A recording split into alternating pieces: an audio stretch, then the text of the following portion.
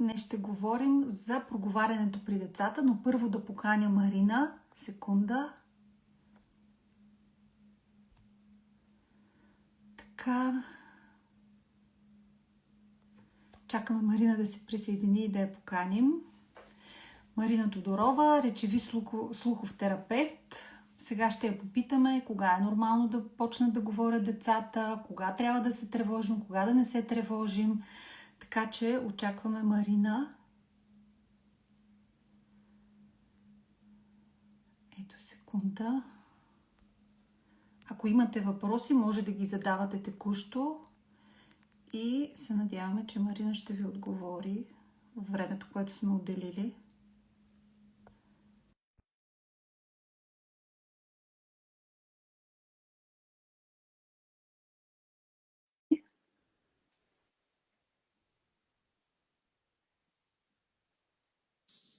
Ехо, Марина?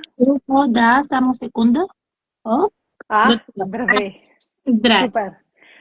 Така, Марина, и аз за малко така се представи само.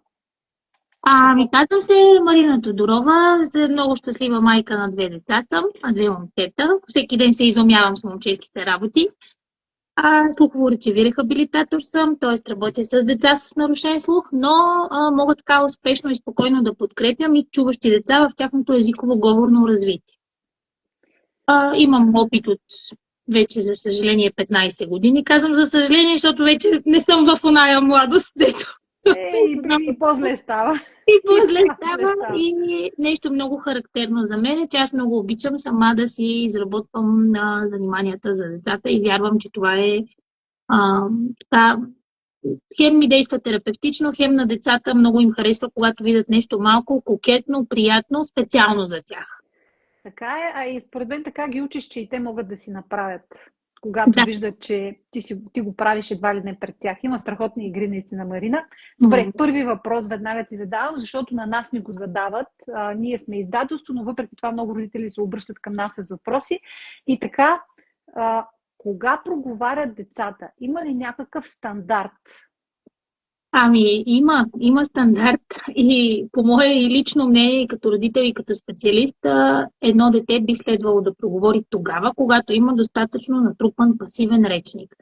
Тоест, трябва да знае достатъчно много неща, значи, че трябва да сме го провокирали или да не кажа от първия ден на раждането, но още от 6-7 месечна възраст децата могат да посочат къде е мама, къде е тати. Ако не посочат, поне да погледнат къде е топката, къде им е шишето с вода, биберони, тези неща, които са им важни. Тоест, ако това нещо го няма, проговарянето сигурно ще се забави. Но все пак каква е стандартната възраст? Все пак стандарта е, че около по нов стандарт, по нови данни, децата проговарят вече след година и половина. Защото като аз имах малки бебета, те проговаряха около година. То не беше много отдавна, но все пак тенденцията малко се промени и се дава толеранс в тази посока. Но като специалист мога да го обобщя така. Ако на 2 години детето не говори и няма поне 10 смислени активни думи, задължително трябва да потърсят специалист родители. Няма какво да чакат и думи от сорта еди си кой проговори на 3, нали, те не са успокояващи. Супер, аз тъкмо това щях да те питам. Какви могат да бъдат причините детето да се заведе? Ти каза едната, 2 години то не говори. Аз само една кратка история ще разкажа за сина ми. Той на 2 години не говореше, ама дума не казваше. Той само сочеше и викаше И ние го заведохме на всички разтревожени. И доктора каза ми, вижте, госпожо, това е едно добре гледано дете. То не е имало нужда да си иска нещо, защото ви веднага и то само сочи и вие му го давате. Сочи, трябва малко предизвикателство, малко упражнение да има нужда да говори. Сега, това беше нашия случай и беше добър. Той проговори след няколко месеца и така нататък, но все пак какви може да се причините детето да не проговори? Точно преди теб, 5 минути преди това бях в една онлайн консултация с една разтревожена майка, чието дете не говори. И това бяха думите ми, сякаш сме се наговорили с този вашия човек, че децата трябва да се предизвикват. Едната причина е, че наистина им е много лесно. Те не полагат усилия за нищо. То казва, еди си. Даже и не посочва, само поглежда и има един свръхгрижовен родител, който веднага дава нещо. Тоест децата нямат мотивация да говорят. Това е едната причина. Тя е много тъжна, защото всъщност родителя го прави от грижа, от обич, от внимание. Той не го прави от лошо, но свръхгрижата не помага. Липсата на грижа също не помага. Тоест, нали, нещата трябва, както винаги в живота, да се търси златната среда. Другата причина е, че ние живеем в много сериозна динамика и сме много ангажирани като родители. И това не е шега. Ние очакваме всичко да става много бързо. Като им кажем, бързо взимай си якето и тръгваме, бързо ние закъсняваме и те, нали, бързо трябва. Те децата нямат тези умения. Ние трябва малко да подспрем, малко да поизчакаме, малко да дадем време то да осмисли какво му казваме. Да дадем време да отговори, защото ние много често питаме, какво искаш сега? Сок или вода? Не, сок ли искаш? Вода ли искаш? Какво искаш? Попитай го какво иска. Нека да помисли какво иска, пък като помисли ще даде и отговор, съответно ще проговори. Друга много често причина в днешно време е изключване на детето от ежедневните дейности. Поради същата причина, че бързаме, че нямаме време, че то по-добре аз да си сготвя набързо, няма нужда да ми помагаш. Да, ама то като го реже, айде реже не, всъщност като си реже едно бананче, ще докосне текстурата, ще види, ще го усети, ще го пипне, ще види какъв му е цвета, ще разговарят. Така че, моят съвет е да се включват децата в ежедневните дейности. Другото, което е липсата на граници и правила, от съществено значение. Тоест, дори за проговарянето, границите и правилата са важни. Границите и правилата са важни за всяко едно житейско умение. Мен, ако питаш като човек на 35 години, все още са ми важни. Няма как, нали, липсата на граници и правила води до един постоянен хаос. И този хаос не помага детето да проговори. То просто си вирее като свободен електрон. Така че границите са много важни. Екраните, голяма тема, много актуална тема, въпреки че толкова много се говори. Аз постоянно виждам деца в колички с телефони. И не разбирам защо Знаеш ли, аз бях шокирана. Говорих с колегите в един мол, видях, че са сменили мястото за игра, свободна игра, са го заменили с място, в което има екрани. И естествено децата бяха се струпали по 5, по 6, около те бяха 2-3 екрана. И аз казах, ама защо то екран има навсякъде? Нали? Ясно, не можем да ги спрем навсякъде, ама защо поне малките места, където има възможност за свободна игра, това според мен Безумно. Големия ми син е петокласник и много често като сме някъде нещо пазаруваме в някой мол и той вижда майки с колички, бебета с телефони и той каза, мамо, нямаш ли визитка направо да дадеш? И това вече ни е някаква така вътрешна по-груба шега, ама то наистина е така и аз не разбирам, наистина децата, те нямат потребност от екран. Ние им я даваме. Те не изпитват нужда от това. Аз ти предлагам за екраните много хубава тема. Дай да го оставим допълнително да си поговорим за ползи и вреди. Да върна към проговарянето. Значи, възможно е да сме твърде грижовни. Възможно е екрани да сме предоставили. Към какъв специалист, може би има и други причини, ако искаш ги спомени, но и към какъв специалист да се обърнат родителите, когато имат притеснения? Само ще добавя, че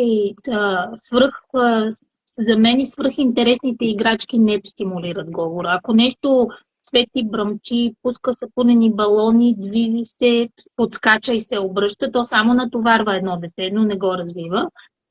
И липсата на търпение също. Липсата на търпение е важно. Към какъв специалист?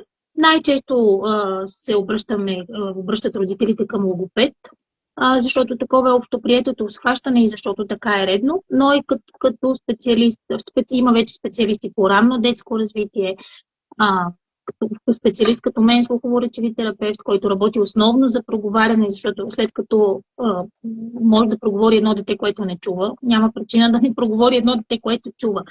Така че какъвто и да е специалиста, най-важно е родителя да му има доверие. Тоест не му е важна титлата, дипломата, а е важно родителя да има доверие и още по-важно е детето да го харесва.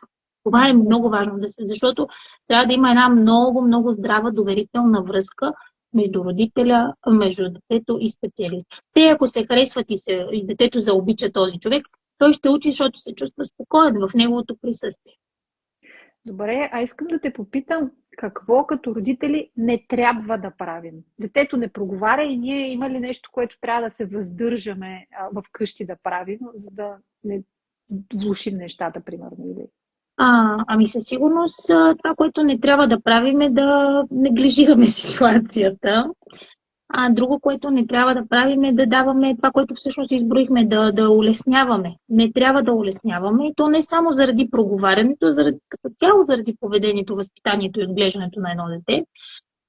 Не трябва да четем и много в интернет и не трябва да се допитваме до 100 човека. Тоест, избираме си един, който му вярваме и ни харесва и спазваме това, което ни казва.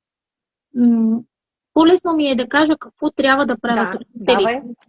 Колкото какво не трябва, но със сигурност един откликващ родител, който откликва на нуждите, говори, когато детето го потърси. Дори много често родителя не смята превербалните сигнали за комуникация, ама то е комуникация. Преди да проговорим вербално, ние говорим невербално, с поглеждане, с докосване и така нататък. Така че, когато детето ни потърси, е важно ние да откликваме. И тук ще върна много назад с гукането. Едно дете започва да гука около първия месец. И защо продължава да го прави? Защото винаги има един изключително щастлив родител, който се надвесва над него, усмихва се, засиява, изпълва пространството и гука също. Това го правим всички родители. Всички гукаме с децата си.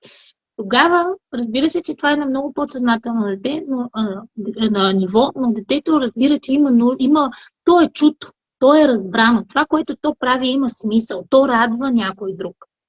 Същото е и с говоренето на по-късен етап. Ако детето ни търси и ние винаги сме заети, то ще спре да ни търси, ще спре да прави опити за общуване.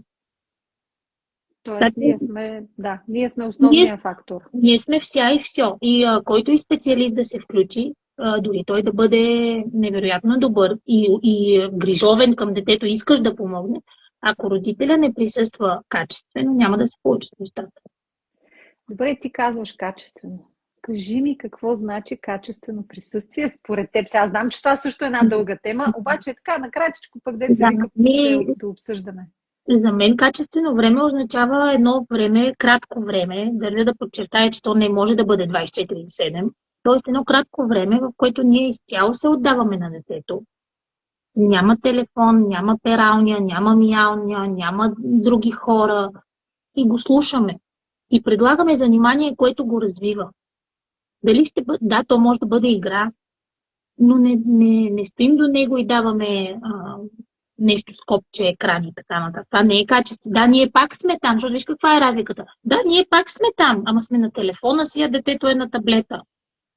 С качественото време е това, което цялото ни внимание е отдадено на детето. И най-хубавото при качественото време е, че за него не се изисква никаква специална подготовка. Нищо.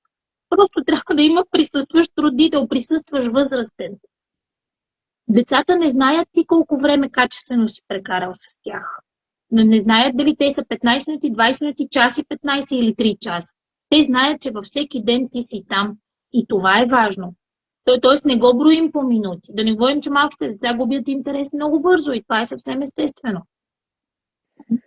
Добре, какви са упражненията, т.е. не какви са упражненията, но трябва ли специфични упражнения или може да е свободна игра, свободно общуване, лист и химикал просто? Какво според теб, какви са възможностите?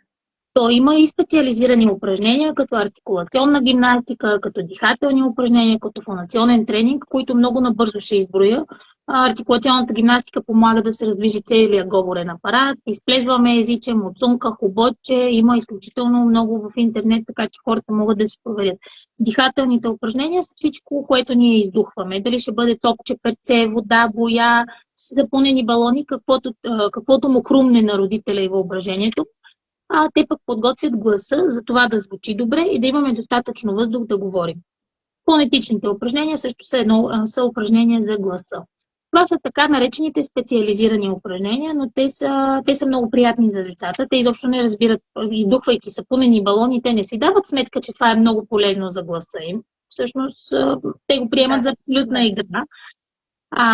Другите упражнения, които можем да правим, разбира се, че има много. Ето сега примера ще ти дам от консултацията с срещата преди теб. Споделя ми майката, че играят с сензорни маси и с животинки. Да. И тя му казва на детето, дай ми това, дай ми онова. И на мен веднага ми хрумва. Поискай две неща. Дай му кон, кажи ми, дай ми кон и дай ми крава. Скрий ги отзад за теб и попитай ме, ти какво ми даде? Даде ли ми пате? Детето ще се замисли, ще каже не. Ами даде ли ми риба? А ти даде ли ми маймуна? А какво ми даде? Имаше ли кон? Вече то ще бъде супер благодарно, че ние най-накрая сме оцелили и сме се сетили и ще даде някакъв отговор. По този начин ние изграждаме връзка. Приятна връзка, защото заниманията, те не бива да бъдат на всяка цена. Те не трябва да бъдат като задължение, като домашна работа. Заниманията трябва да бъдат приятни, полезни и занимателни, шарени и най-важното при заниманията е да се водим по интересите на детето. Ако едно дете не харесва пъзели, да кажем, ама ние обичаме пъзели, ние колкото и пъзели да му предлагаме, то няма да станат нещата, защото просто то не харесва пъзели. И това не е проблем. То просто има друг интерес. Добре, аз имам следния въпрос сега. Книжките. Айде сега да кажем. Книжките така звучи като да са полезни за развитието на речта. Да. И покриват много от критериите, които ти каза. Значи, те заедно прекарване, може на една страница да стоите. Кажи твоя опит с книжките. Каква е ползата? Ползата е, то няма вреда. Нали? Вреда няма, супер, да. Но ползата е, сега аз като родител, може и много тук да ме линчуват разни хора, но аз като родител не съм чела от първия ден на децата си. Защото много исках да упражняваме споделеното четене. Тоест да чета, да ги подпитвам, да кажем, да четем за... Сега не знам, що ми хрумва червената шапчица. Ма каква е шапката? Тя къде е шапката? Я ми покажи. Виждаш ли тук в тая гора цветя? Къде са цветята? Тоест, според мен четенето трябва отново да бъде съобразено с децата. Децата трудно си задържат вниманието за една приказка от начало до край. Поне децата са будни, движещи се, шумни и така нататък. Така че четенето е много полезно и е хубаво обаче да даваме време за осмисляне. Това може да стане като задаваме въпроси. Ма тя къде е тръгнала червената шапчица? Да. Тя до магазина ли беше отишла? Не при баба. И защо? Какво ще ни носи? Там, ако нещо вече съм забравила дали се изброява нещо в кошницата, я ми припомни какво имаше в кошницата. Да коментираме. Пък тя добре ли, колко е мила, че отива при баба си. Да видим, да посочи някакви неща. Тоест, аз съм изключителен фен на четенето. Още по-голям фен съм на това децата да се научат да четат преди по-рано, за да могат те да се развие този целия свят пред тях. Но на споделено четене. А не просто аз ти чета, ти слушаш и айде, книжката свърши, добре, лека нощ. Да. Тоест, и тук имаме четене и четене. Да, то е активно съвместно преживяване, а не просто четене на детето, а четене с детето. Четене с детето, защото пък после, нали, и ти знаеш вероятно много добре, както и аз, после в един много късен етап, като имат в училище слушане с разбиране, всъщност ние сме го тренирали от много ранна възраст и те наистина ще вникват в това. А няма да е просто, ето аз му прочетох книгата, готово свърши, изпях си песента, деца вика. Моят дълг родителски го изпълни. Точно така, нали, тук търсим също качеството и затова то не е нужно да четеме такива книги. Не е необходимо. Въпросът е преживяването как е. Както много често аз казвам на родителите, ние не търсим крайния резултат да бъде 100% правилен. Ние търсим един път извървян добре, с изграждане на връзка. Да. Това е важно за мен като родител, това е важно за мен и като специалист, който работи с много деца и родители, се старае това да предавам. Търсим качествено време през целия път. Пък сега накрая то дали ще е запомнил и да не е запомнило съвсем и голяма работа. Знаеш ли, аз, понеже когато аз бях малка, нямаше телевизори, то нямаше телевизия, пък камо ли устройства и единственото ни забавление реално бяха книгите. И си спомням, едно лято останах в къщи и четях от библиотеката просто отляво надясно, но библиотеката за възрастни. Тоест на Балзак там 9 или 10 тома, колко бяха, колко съм разбирала, защото съм била на 13-14 години.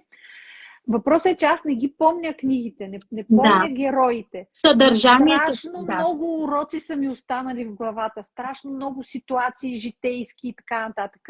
И си казвам колко странно, нали, нашето образование ни кара да не изостяваме, Да. но уроците, които остават в нас, не са научените наизуст думи, а наистина урока, който си взел, извода, който си направил. Така че наистина е така. А ти каза нещо много интересно. Защо според теб трябва възможно най-рано да се научат да четат децата? Мисля, че го спомена преди малко. Да, просто защото по този начин те стават, могат да четат самостоятелно, да се чувстват се уверени. Това им дава, нали, аз чета като останалите членове. Разбира се, обаче децата ще се научат да четат рано, ако и родителите им четат. Нали, тук нали, го има момента на имитация. Освен това, по този начин пред тях се отваря целият необятен свят на книгите, защото те могат да се връщат, нали, те могат да вървят със своето си темпо на книгата. Не просто сега ще прочета една глава или нека да разгледаме тази енциклопедия. Малкият ми син, който чете много, той е на 7 и вече изчете всички енциклопедии. Той си се връща многократно към неща. Да кажем, аз като родител, сигурна съм, че няма да откликна 20 пъти да отворим капачето. Няма да откликна. Познавам се, няма да откликна. Тоест, нали, тук те могат спокойно да се насладят на този процес, да го съпреживеят. И освен това, те колкото за мен, аз съм привърженик на тази стара теза, че който учи, ще получи. И колкото по-рано започнат да четат, той им обогатява речника, фантазията, въображението, осъзнанието. Нали? Те академични неща, които те са неизброими всъщност. Да. Но съм фен и на ранното ограмотяване, харесвам и децата, защото смятам, че децата до към 7 годишна възраст са много податливи на това да ги оформяме. И ако ги запалим наистина, че ученето е приятно, защото то си е учене в един момент, нали, ние все казваме игри и занимания, но то си е, истината си е, че си е учене. Да. Ако ги запалим, че това наистина е много готино, а то наистина е хубаво да знаеш, те тръгват с тази нагласа и то после няма връщане назад. А когато са по-малки, са по-податливи на влиянието. Затова всъщност ми харесва да се случва. Защото ако едно дете 10 години не си му дал книга, не че е невъзможно на 11 да почне да чете, но това, което чете от 6 годишно, а пък преди това ти си му чел, нали, вероятно едното ще харесва книгите повече от другото. Така си мисля. Така е логично да бъде. Разбира се, че има изключения. Живеем в интересни времена и ще видим какво ще се случва. Определено е предизвикателство четенето за децата, особено тези, които са изложени на повече екрани, но екранно време, но ще видим. Добре, много ти благодаря, много интересни неща сподели. Още теми се отвориха за следващ път, така че запазвам правото да те поканя. Благодаря ти, Марина. Да, с радост ще се включа и следващ път. Благодаря, Марина. Хубав ден. Хубав ден. Чао. Чао, чао.